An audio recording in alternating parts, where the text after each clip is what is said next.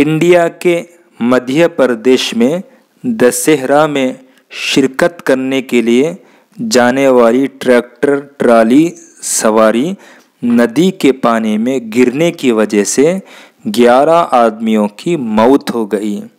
पाकिस्तान के फैसलाबाद में 3 घर में काम करने वाली औरतें 1 करोड़ से भी ज़्यादा माल जेवरात और 1 लाख रुपए से भी ज़्यादा पैसे चोरी करके भाग गई।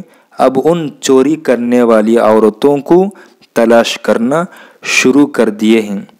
गज़ा में ग्लोबल समुद्र फ्लोटिला के नाम से गज़ा वालों के लिए ज़रूरियात मदद ले जाने वाली जहाज़ों को कश्तियों को गज़ा पहुंचने से पहले ही इसराइल की तरफ से उन कश्तियों जहाज़ों को रोक करके तकरीबन 500 कारकुनों काम करने वालों में से 200 कारकुनों 200 से ज़्यादा काम करने वाले कारकुनों को गिरफ्तार किया गया और गज़ा में इमदाद मदद ज़रूरियात भी नहीं पहुंच सका।